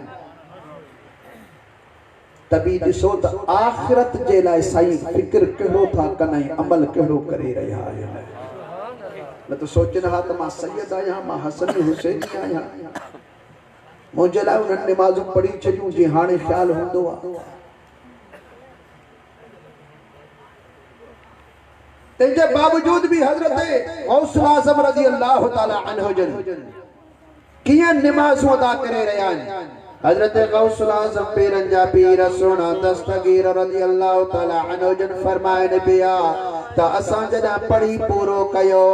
उन्हीं खां बाद पोइ आख़िरत जे फिक्र जे लाइ अल्लाह सुब्हानहु व तआला जे क़ुर्ब खे हासिल करण जे लाइ असां घर छॾियोसीं, मदरसो छॾियोसीं, जंगली बरपट बयाबाननि जे अंदर वञी करे असां किरल वणनि जा सुकल पन खाई रोज़ा इफ्तार कंदा हुआसीं। पानी चश्मन जा पानी पी करे असा पंहिंजो रोज़ो खोलींदा हुआसीं। 25 साल मुसलसल इएं असा पंहिंजी ज़िंदगी गुज़ारी आहे। असांखे पंहिंजो रब करीम यादि रहियो आहे। सुहिणे लाल लतीफ़ सरकार से रहमतुल्लाह तआला अलैहि इन्हनि जी तर्जमानी फरमाई त बेयऊं बर्तन नाहे को ए पान सां गॾु लोटा कौरा खणी कोन वया हुआ, बिस्तरा ऐं पेरा गिरियूं खणी कोन वया हुआ, पान सां गॾु किस्ता खणी कोन वया हुआ, बल्कि अल्लाह ताला जी ज़ात तवक्कुल फरमाए। लतीफ़ सरकार फरमाइनि पिया त बेयऊं बर्तन नाहे को यारो खिदा ता न खणल न कलो बंद न गोदड़ी नकी धागाई धड़कल चकर चमड़ो चेल हते ये बहुगुना की न बधन तरको दुनिया वाजिब ये आदत आरिफल बियोंडे ई बल वनी कुरखे गजा का पीड़ी पर बुलंदावा सा सुभान अल्लाह। भाई हाथ मथे खड़ी करे हजरत गौसुल आज़म पीरन जा पीर सोना दस्तगीर रज़ियल्लाहु तआला अन्हु जन 25 साल जी इएं जिंदगी गुजारन पिया। उन्हीं खां बाद वरी 12 साल हिकड़े बुर्ज जे अंदर गुजारन पिया। बुर्ज चाहे पुरानो किलो उन्हीं के जे कोई फसील ते हिकड़ो गोल ठयल होंदो आहे जंहिंखे असां चाचना मोर्चो उन्हें मोर्चे वारो जेको बुर्ज आहे हजरत गौसुल आज़म रज़ियल्लाहु तआला अन्हु जन उन्हें बुर्ज जे अंदर उन्हें मुनारे जे अंदर 12 साल गुजारिया हुआ। अल्लाह ताला सा वाइदो कयो हुआ ओ मुंहिंजा रब करीम जेसी तई कामिल मुर्शिद मुखे हिते न मिलाईंदे तेसी तई न अब्दुल कादिर खाईंदो न की पियंदो न की हेठ ही लहंदो। अल्लाह तबारक व तआला अब्दुल कादिर जीलानी गौसुल आज़म साईं का इम्तिहान वठी रहियो आहे। हिकड़ो ॾींहुं न 2 ॾींहं न 12 सालनि जो इम्तिहान हलियो आहे। हजरत गौसुल आज़म रज़ियल्लाहु तआला अन्हु जन इस्तकामत जो मुज़ाहिरो फरमायो आहे। 12 साल उन्हें बुर्ज जे अंदर रहा। उन्हीं खां बाद वरी 15 साल भी इबादत किए 15 साल इबादत हली आहे। हजरत गौसुल आज़म रज़ियल्लाहु तआला अन्हु जन इशा जी नमाज पढ़ण खां बाद हीअं नियत करे बरकातो नियत जो शुरू कंदा हुआ ऐं कुरान करीम जी तिलावत शुरू कंदा हुआ। हिकड़ी ई रकात में खत्म कुरान जो पूरो फरमाईंदा हुआ। हिकड़ी ही रकात में जेके चयो वेंदो आहे त हिक पैर ते भी पाण खत्म पढ़ंदा हुआ। यो हिक पैर ईअं हूंदो हुआ जो पैर हेॾे होॾे कोन फरमाईंदा हुआ। 15 साल जिंदगी साईं जी ईअं गुज़री आहे। मुंहिंजा दोस्त उन्हीं खां बाद विच में वक़्तु गुज़रंदो भी आयो आहे। सही शादियूं भी कयूं त औलाद भी थियो आहे, मुरीद भी थिया आहिनि, शागिर्द भी थी आहे। मुरीद ऐं शागिर्दी वारो सिलसिलो आख़िरी जिंदगी पाक ते हलियो ऐं वरी जिंदगी जा आखिरी 40 साल हजरत गौस पाक साईं जी 91 साल उम्र है। 11 तारीख हुई रबीउल अव्वल शरीफ जो महीना हो सन हिजरी 561 हो। हजरत गौस पाक जो विसाल थियो आहे। मुंहिंजा दोस्त हजरत गौस पाक रज़ियल्लाहु तआला अन्हु जन 91 साल जिंदगी जा ज़ाहिरी तरह पाण गुज़ारिया आहिनि। पोइ जिंदगी जा 40 साल जेके हुआ 40 साल जी संजन जी एड़ी त मेहनत होंदी जो सोमहणी जो वुज़ू असान फजर जी नमाज अदा फरमाईंदा हुआ। नारे तकबीर, जोर से नारे रिसालत, नारे तहकीक, नाराए हैदरी, नारे पीर, जमात अहले सुन्नत। अल्लाह तबारक व तआला पे इरशाद फरमाता कद अफलह मन तज़क्का, बेशक कामयाब थी वयो हो इंसान जी पंहिंजे अंदर के पाक ऐं साफ़ कयो, व ज़कर रस्म रब्बिही फसल्ला, पंहिंजे पालनहार जे नाले के याद करे पोइ नमाज के कायम कयई, अहिड़ो इंसान कामयाब ऐं कामयाब थी वयो आहे। हज़रत गौस पाक जो नमाज़ ॾिसो त कीअं आहे। सुभान अल्लाह। असां कहिड़े बाग जी मूली आहियूं। इबादतूं त असांखे करणु खपनि, निंड्रूं त असांखे फिटाइणु खपनि, सजदा त असांखे करणु खपनि जो असां गुनाह घणा कया, असां फिस्क फुजूर में ज़िंदगी गुज़ारी, गफ़लत जे अंदरि ज़िंदगी गुज़ारी आहे। असांखे नेक अमल करण जी वधीक ज़रूरत आहे। हो त आले रसूल आहे, हुअं ई बख़्शल आहे, हुअं ई हुननि जा दर्जा वॾा आहे। हुज़ूर करीम अलैहिस्सलातु वस्सलाम जिन इरशाद फरमायो आहे, मां पंहिंजे रब करीम खां दुआ घुरी आहे त मुंहिंजी आल वठां को बि जो आल बेईमान थी करे न मरे। अल्लाह ताला मुझी दुआ कबूल फरमाया, मुझो आल हुजे निस्बत मुझी मुसा सच्ची हुजे, यानी सच्चो मुझो आल खणी दुनिया की जिंदगी में कहिड़े भी कम में हुजो सिलसिलो गुजरे, पर जो मौत थी दो तो ईमान की सलामती सां जो मौत थियण वारो ये आले रसूल सा अल्लाह जो वाइदो आहे। वो खुश नसीब आहिनि जंहिंखे खून जे वजूद जे अंदर मुस्तफा जो खून आहे। ऐं हज़रत गौस पाक आले रसूल भी आहे, उनके बावजूद भी एजो इबादतूं करे रहिया आहिनि। सुभान अल्लाह। अल्लाह फरमाए जल जलालू तो दिल अंदर जे पाक कयो उहो कामयाब थी वयो। वो अंदर कीअं पाक थिए? अंदर पलीत छा तो थिए? पहिरां त ॾिसो तो अंदर पलीत छा तो थिए? गुनाहन जे करण सां इंसान जो अंदर पलीत थी वेंदो आहे, पोइ उन्हें के इबादत में लज्जत हासिल न थींदी आहे, उन्हें के दुआ में सुकून न ईंदो आहे। तकड़ी दुआ हलियो वेंदो, दुआ में सुकून न ईंदो, यानी दुआ ऐं इबादत आहे अल्लाह सां कलाम करणो। गुनाहन जे करे हू धिकजी चुको आहे, अल्लाह उनखे पंहिंजो हाणे नथो करे, मुंहिंजो बानो थी करे मुंहिंजी नाफरमानी कई अथई, दिल मञा उहा लज़्ज़त इबादत जी ख़तम, मुनाजात जे अंदर जेको सुकून थो अचे सो बर्बाद, दिल पलीद थी वई। वह पाक कीअं दिल थिए? हुज़ूर पुरनूर अलैहिस्सलाम फरमायो इन्ना लिकुल्लि शैइन सक़ाला, हर शइ खे साफ़ करण जे लाइ हिकिड़ी चीज़ हूंदी आहे। फर्श ख़राब थिए त पोचो हणो,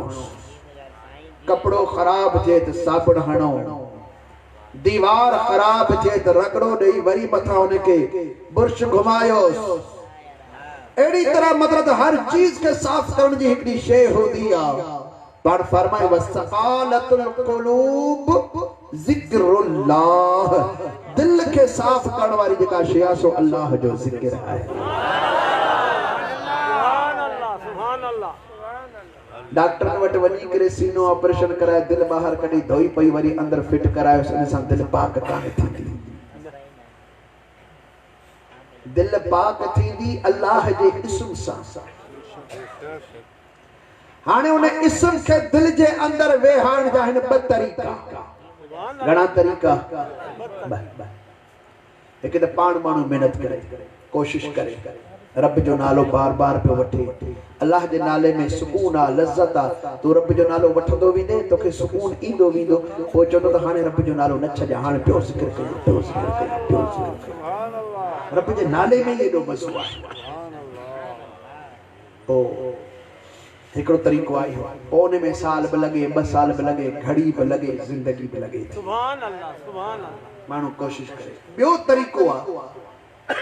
को अल्लाह जो कामिल वली हुजे जंहिंजी दिल अल्लाह जे इस्म सां आबाद ऐं रोशन ऐं मुनव्वर हुजे, जंहिंजे निगाह खे अल्लाह एॾी ताक़त ॾे जो लिखा मेटे छॾे हक़ीक़तूं तब्दील करे छॾे अहिड़े कामिल वली जे साम्हूं अची वञ सोबत इख्तियार कर जॾहिं उन जी नज़र तुंहिंजे दिलि जे मथां पवंदी हिकिड़ी घड़ी जे अंदरि तुंहिंजे दिलि खे तुंहिंजी दिलि जी पलीती खे दूर करे अल्लाह जे इस्म सां पाक ऐं आबाद फरमाए छॾींदो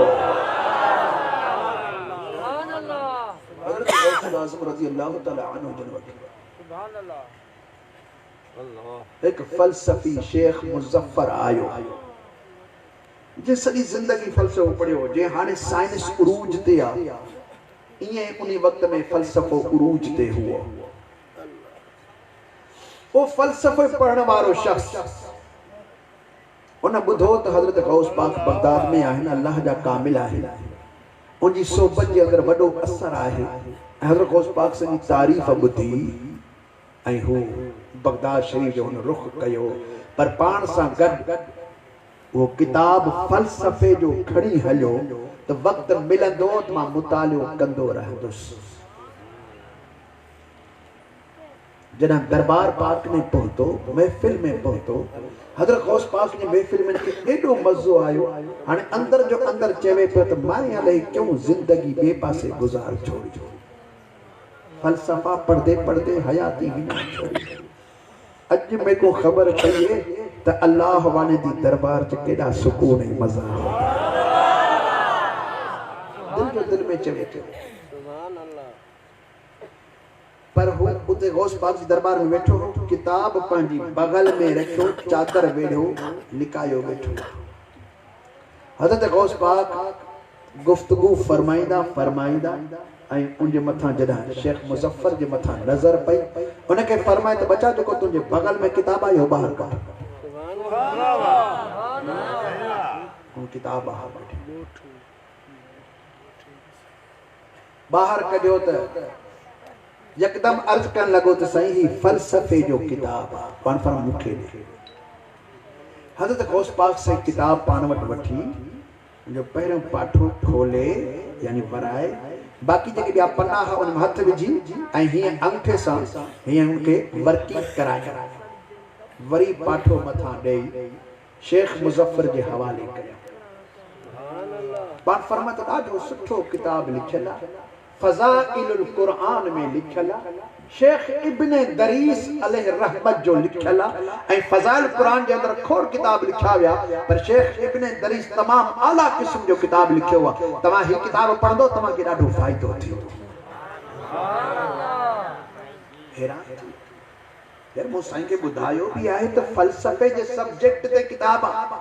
फ़ज़ाइल क़ुरआन ॿियो सब्जेक्ट आहे ॿियो मौज़ू आहे ये फ़ज़ाइल क़ुरआन जो साईं मूंखे चई रहा आहिनि शायदि साईं मुंहिंजी ॻाल्हि न ॿुधी साईं खोलियो त कोन साईं मुंहिंजी ॻाल्हि न ॿुधी शायदि पर साईं खे ॿीहर कीअं ॿुधायां उहा हिम्मत ई कान्हे का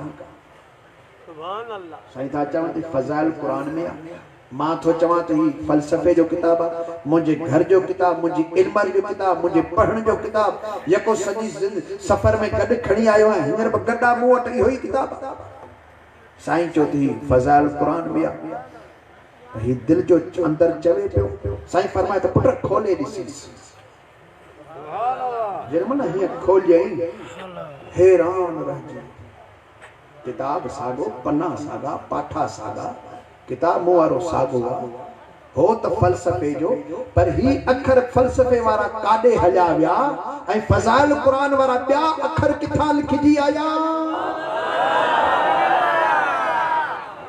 ये अखर किथां लिखिजी आया हजरत लाद लतीफ सरकार से रहमतुल्लाह ताला अलैह एडा इशारो फरमाए दे बेटे थणी बादशाह रहमतुल्लाह ताला अलैह फरमायो त वञ वटियो ढन यारो कलम चने जे हथ में वारो अंग अगिया वरी बिया लिखल बनो सो पाढ़िल जहमें पसड़ पिरी जो हथ मथे खणी करे सुभान अल्लाह जो आवाज़ अचे शेख इब्न दरीस जो लिखल आहे मुंहिंजा दोस्तों ॾिसे पियो त फज़ाइल क़ुरान जे अंदरि लिखियो पियो आहे वो शेख अबू मुज़फ़र हैरान थी वियो अॻियां अखर काॾे विया ही पोयां अखर किथां अची विया ही गौस पाक जी हिकिड़ी नज़र जो कमाल आहे जो हिन सफ़े जे मथां जेके अॻियां अखर हुआ सो मिटजी बि विया रही बि विया वरी ॿिया अखर बि लिखजी विया न प्रेस हुई न भी गाल हुई ए सोने दस्तगीर जे नज़र जो कमाल आहे मुंहिंजा दोस्तों शेख अबू मुज़फ़र अलैहि रहम वो किताब खणी करे साइड ते इज्जत सां रखियो आहे अॻिते वधी पियो आहे हिकिड़ी में गारो विझी करे कदमनि ते किरी रहियो आहे हज़रत गौस पाक सही फरमाइनि पिया त बच्चा कीअं आयो आहे छा तुंहिंजो मक़सद आहे छा तुंहिंजो ग़र्ज़ आहे सम्झी बि रहिया आहिनि लेकिन पाण अर्ज़ करे रहियो आहे तो मुंहिंजा सोना साईं या शेख अब्दुल कादिर जीलानी शैयन लिल्लाह ओ मुंहिंजा मुर्शिद अब्दुल कादिर जीलानी अल्लाह जे वास्ते कुछ मुखे भी अता फरमायो सोना ही पन्ना ते अखर मेटे करे ॿिया अखर तव्हां पंहिंजी करामत ऐं तवज्जो साण लिखिया आहिनि जेकॾहिं इहा साॻी नज़र मुंहिंजे दिल जे मथां पइजी वञे मुंहिंजे दिल जा बि अॻियां लिखिया मेटिजी वरी अल्लाह जे इस्म जा नक्शा अची वेंदा मुंहिंजा सोना उहो मुंहिंजे मथां तवज्जो फरमायो ईअं मुंहिंजो हथ वठी करे ए दस्तगीर आलम दस्ते मुराबिगीर दस्ते चुना बिगीर के गोयंद दस्तगीर ओ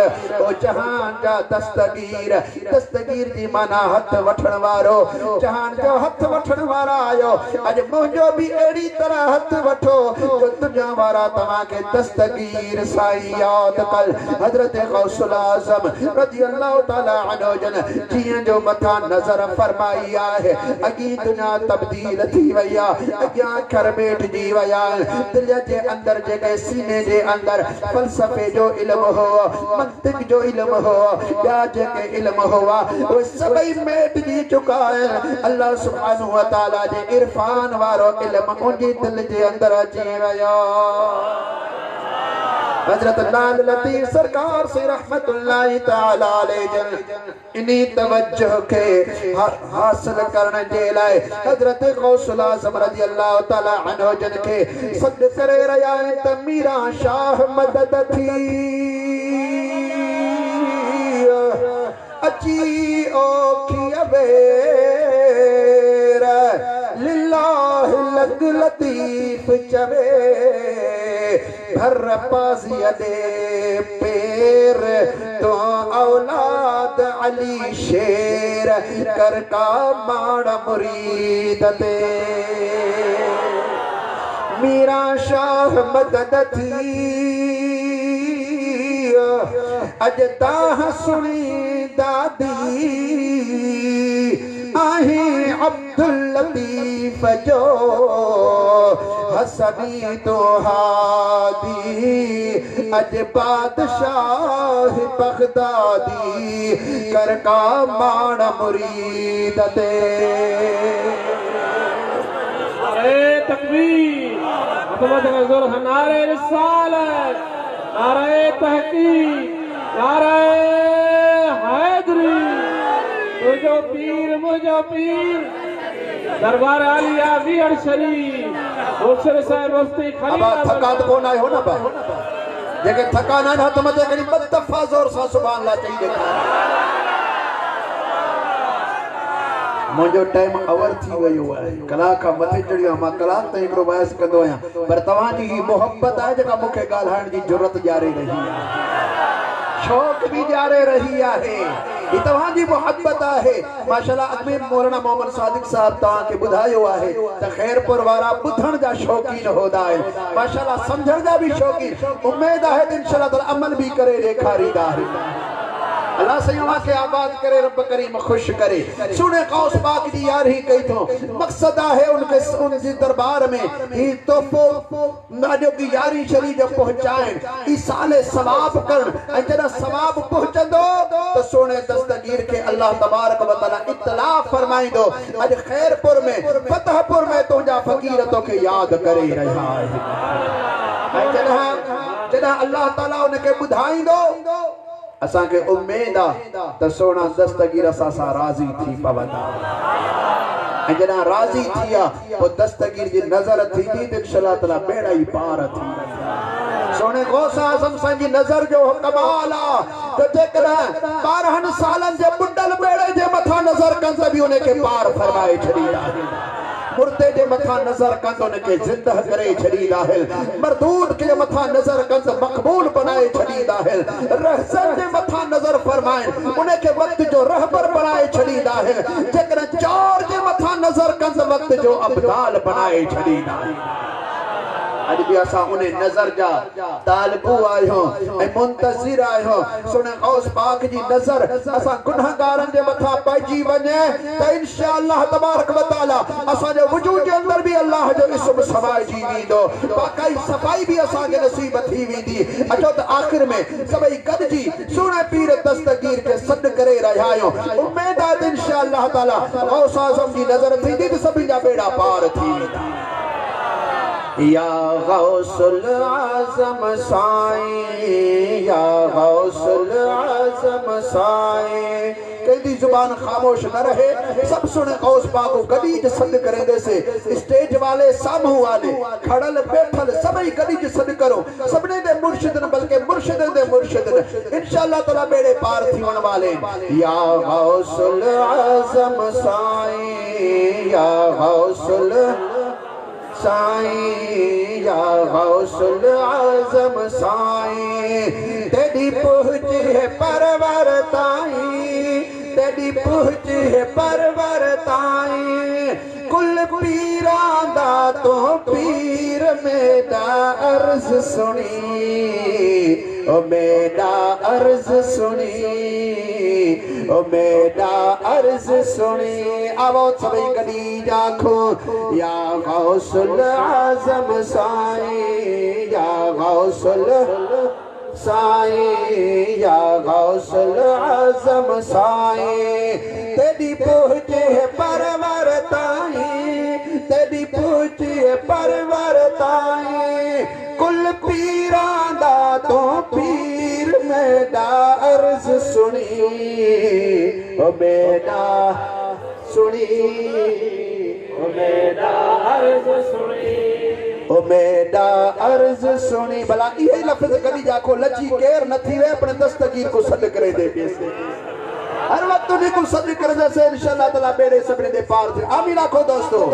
या गौसुल आज़म साईं या गौसुल आज़म साईं तेरी पूछ है परवर ताईं तेरी पूछ है परवर ताईं कुल पीरां दा तो पीर मेरा अर्ज सुनी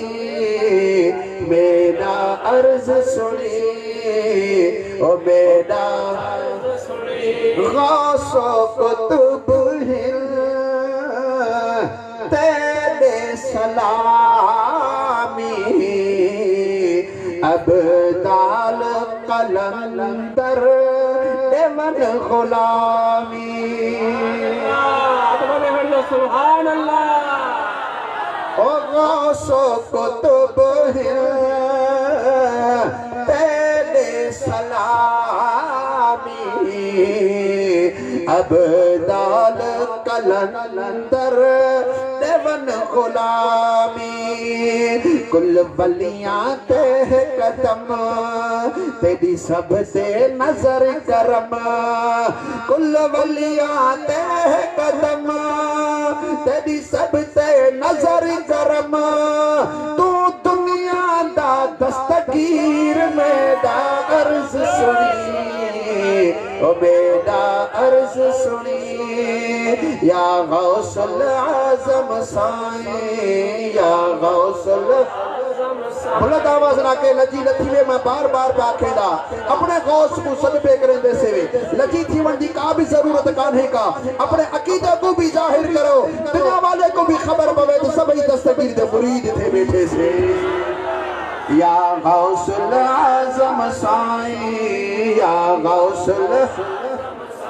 ओ तेरी पूज है परवर ताई तेरी पूज है परवर ताई कुल पीरां दा तो पीर मेरा अर्ज सुनी ओ मेरा अर्ज सुनी ओ मेरा सलात मत कर तो जो पीर मुझो पीर दस्तगीर मुरीद भैया तो मत कर तो जो पीर मुझो पीर दस्तगीर ओ करम दी चढ़ी नजर करे दई चोरा को अब दाल बने दई जंदी दिल ठरी हाथ मथे रखे ओ करम दी चढ़ी नजर करे दई चोरा को अब दाल बने दई चोरा को अब दाल बने दई सब तेरे तरते साइल जिन माण्हू मलाइक माइल सब तेरे तरते साइल जिन माण्हू मलाइक माइल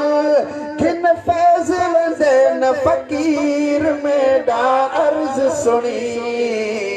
ओ मेरा अर्ज सुनी या गौसुल आजम साईं या गौसुल ओ तेरी पूज है परवर ताई तेरी पूज है परवर ताई कुल पीरां दा तो पीर मेरा अर्ज सुनी ओ मेरा है दीन को जिंदा तू ही किता है जाहिर बातिल दर्श देता है तो जो पीर मुझो पीर सुभान अल्लाह साईं दीन को जिंदा तू ही किता है जाहिर बातिल दर्श देता है तेरा हाल है हकानी तेरा काल है कुरानी तेरा हाल है हकानी तेरा काल है कुरानी फुरकान दी तू तफसीर मेरा अर्ज सुनी ओ मेरा अर्ज सुनी ओ मेरा अर्ज सुनी आखो सुभान अल्लाह तो जो पीर मुझो पीर साईं बुढ़िया को तो पार लगावी राह भुला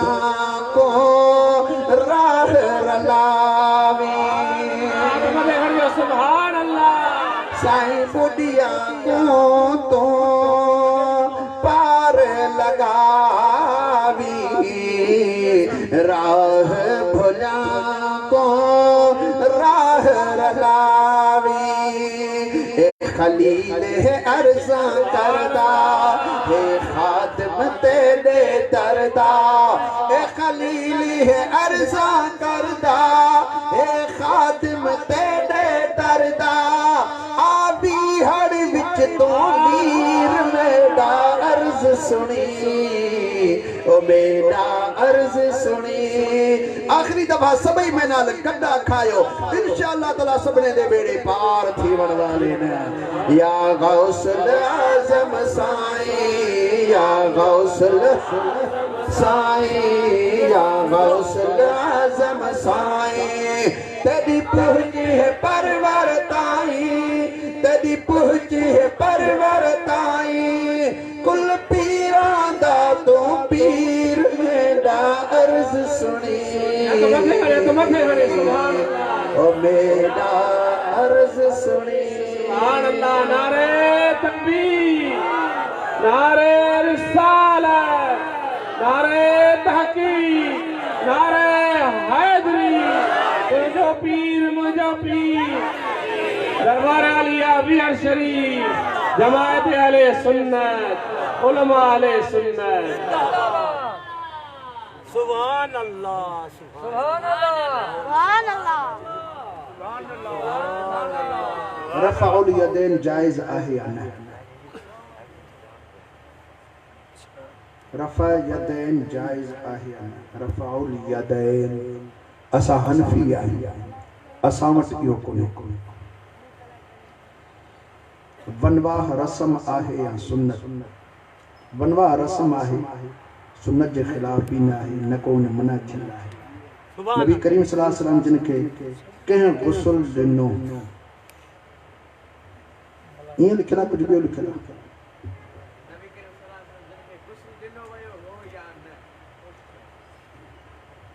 साईं करीम अलैहिस्सलाम जिन खे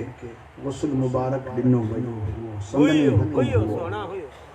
ॾिनो वियो हुओ संदन हुकुम अल्लाह सुब्हानहू व तआला बेशक हू पाकन पाक आहे ॿियनि खे पाक करण जे लाइ आया आहिनि लेकिन संदन हुकुम हुओ जीअं संदन हुकुम हुओ तीअं ई कयो वियो हुओ जीअं संदन हुकुम हो त मुंहिंजो जिस्म अंदर ई रहे मूंखे गुस्ल केरु कराए उन खां बाद केतिरा ॾींहं अंदरि रखिजो फरमाए त गुस्ल कराइण खां बाद मूंखे ॿ चादरूं ढकाइण खां बाद तव्हां हलिया वञो दरवाज़ो बंदि करे वञिजो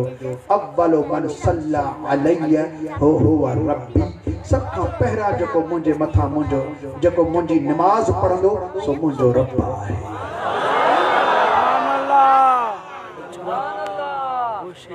मुंहिंजे रब जे लाइ मूंखे छॾे ॾिजो सलाम जा निमाज़ सलाम जा अलाह जी निमाज़ खां पाक आहे सलाम जा मुराद सलात मुंहिंजो रब रूबरू अॼु मुंहिंजे मथां सलात पढ़ंदो जी मुंहिंजा साईं जी सुभान अल्लाह उन खां बाद पोइ मलाइक पढ़ंदा ऐं पोइ असहाबी सगोरा हता के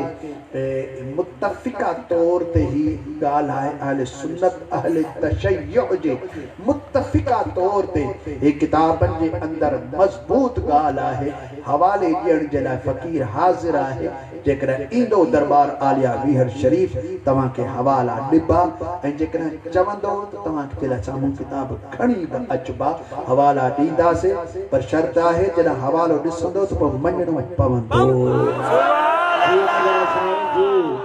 सुभान अल्लाह पोइ इनकार न करणो पवंदो इहो वाइदो कंदो जेकॾहिं न ई मञींदो तभी फ़क़ीर हवाले ॾेखारण जे लाइ हर वक़्तु तयारु हूंदो कंहिंजी क़िस्मत जे अंदरि मञण त मञी वठंदो नाहे कंहिंजी क़िस्मत में त पोइ अबू जहल खे मुस्तफ़ा बि कलमो कोन पढ़ायो पत्थरनि खे कलमा पढ़ायूं काठ खे कलमा पढ़ायूं ठिकरनि खे कलमा पढ़ायूं भितनि दीवारनि खे कलमा पढ़ायूं जंग जे जानवरनि खे हरणीअ खे कलमा पढ़ायूं अबू लहब जे घर जो छेलो उहो कलमा पढ़ी रहियो आहे ॿाहिर कए जेकॾहिं कंहिंजे नसीब में नाहे त केरु छा थो करे सघे बाक़ी ही ॻाल्हि साबित आहे अहले तशय्युअ ऐं अहले सुन्नत जे टोटल किताबनि तक़रीबन इहे सभु रिवायत हिकिड़ी आंदी आहे त को भी असहाबी मुहाजिर या अंसार या उन खां सवाइ ॿियो को भी मुसलमान कोन रहियो सभिनी मुस्तफ़ा करीम जी निमाज़ जनाज़ा जेका उन वक़्त जे सूरत वारी ही आम असां वारो जनाज़ो न आहे त हिकिड़ो इमाम थी आॾो बीहे पोयां तकबीर हणिजे नियतूं कराइजनि न इहा निमाज़ मय्यत जी थी थिए मुस्तफ़ा सदा हयात ऐं वो तरीक़ो वो पाण सेखारियो त मुंहिंजे मथां सिर्फ़ु सलात पढ़जो 10 ॼणा अंदरि दाख़िल थींदा रहिया तंहिंजे करे एतिरा ॾींहं 3 ॾींहं लॻी विया हुआ एॾी वॾी 1.25 लख असहाबी हुआ वॾो वक़्तु तॾहिं लॻो हिकिड़ो ॾींहुं त अलाह ई मलाइकनि जे लाइ रखियो वियो बाक़ी पोइ अहल बैतनि असहाबनि सभिनी को भी असहाबी रहियो न हो सभिनी असहाबनि सगोरनि उहो शर्फ़ निमाज़ वारो हासिल कयो हो सलात वारो हासिल कयो हो अल्लाह सुब्हानहु व तआला असा सभनी के हमेशा हक ऐं सच ते अमल जी तौफीक अता फरमाए। रब करीम असांजी हाज़िरी कबूल फरमाए। सोने पीर दस्तगीर जी तवज्जो के असांजे तरफ़ मबज़ूल फरमाए ऐं उन जे तरीक़े ते हलण जी तौफीक अता फरमाए। भला ही ॿुधायो असां सभई सोने दस्तगीर जा मुरीद आहियूं?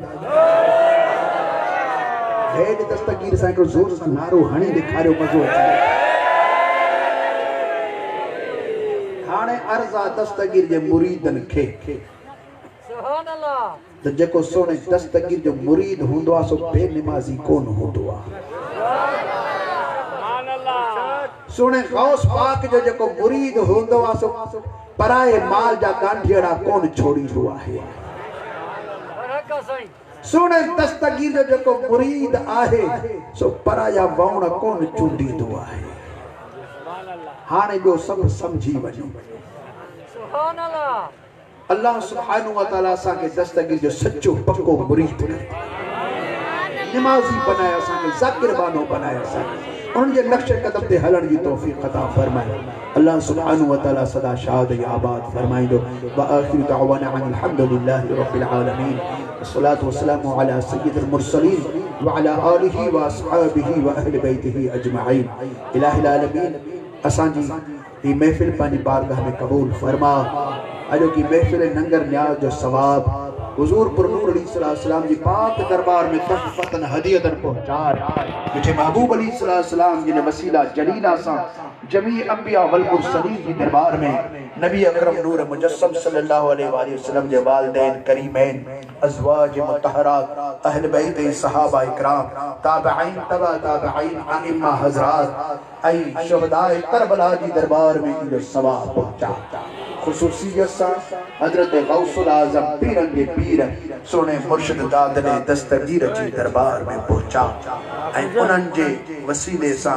सॼी उम्मत भलारी खे इहो सवाब पहुंचा। बिलखुसूस हजरत क़िबला साईं सैयद ताज मोहम्मद शाह रहमतुल्लाहि तआला अलैहि जिन जे रूह पर फतूत ताईं असां ग़रीबानो तोहफ़ो पहुंचा ऐं जिन साथनी महफ़िल सजाई उन्हनि जा रिश्तेदार जेकी दुनिया में रहलतूं करिया ओसी ते इहो सवाब पहुंचा। ऐं मुंहिंजा रब करीम तूं सभिनी जे तुरबतनि जे मथां पंहिंजी रहमत जो नुज़ूल फरमा। असांजो ख़ात्मो ईमान साण फरमा, इश्क़ रसूल सां असांजो ख़ात्मो फरमा। असांखे नेक ऐं निमाज़ी बनाए, पंहिंजे सालिहीन जो सिफ़तूं असांखे नसीब फरमा। उन्हनि जे नक्श कदम ते असांखे हलण जी तौफ़ीक़ अता फरमा। उन्हनि जे पाक वसीले सां असांजे क़ल्बनि खे पंहिंजे इस्म सां आबाद फरमा। कर्ज़ मर्ज़ दर्द मुसीबत दूर फरमा। बीमारनि खे शिफ़ाए कामिला अता फरमा। बेरोज़गारनि खे हलाल जा रोज़गार अता फरमा। सभिनी जे रोज़ी रिज़्क़ में तूं बरकतूं अता फरमा। मुंहिंजा रब करीम तूं सैयद सगोरनि जे इन मदरसे खे तूं शाद ऐं आबाद फरमा। साईं जन जी खानकाह मस्जिद खे आबाद फरमा। साईं जन जी भाइरनि जी जेका पाण में मोहब्बत आहे इन मोहब्बत खे सदा क़ाइम ऐं दाइम फरमा ऐं इन्हनि जे वसीले सां तूं असां सभिनी मुस्लमान जे भाइरनि में मोहब्बतूं पैदा फरमा। मुंहिंजा रब करीम तूं साईं जन जे हिन आशियाने खे शाद ऐं आबाद फरमा। साईं जन जी हिन मोहब्बत खे असांजे लाइ दुनियाई आख़िरत जे अंदरि ज़ख़ीरो बनाए। हे मुंहिंजा अल्लाह पंहिंजे प्यारनि जे सदके असां सभिनी जी मग़फ़िरत फरमा। हरमैन शरीफ़ जी हाज़िरी बार बार नसीब फरमा। असांजे प्यारे मुल्क पाकिस्तान जी हिफ़ाज़त फरमा। असांजी सिंध ऐं सिंधुअ खे शाद फरमा। असांजे हिन शहर ख़ैरपुर नाथन शाह खे अमन अमान जो गहवारो बनाए। बिहुर्मति अल्लाह व मलाइकतहु युसल्लूना अला नबी या अय्युहल्लज़ीना आमनू सल्लु अलैहि व सल्लिमू तस्लीमा। लब्बैक अल्लाहुम्मा सल्लि व सल्लिम व बारिक अला सय्यिदिना मुहम्मद व अला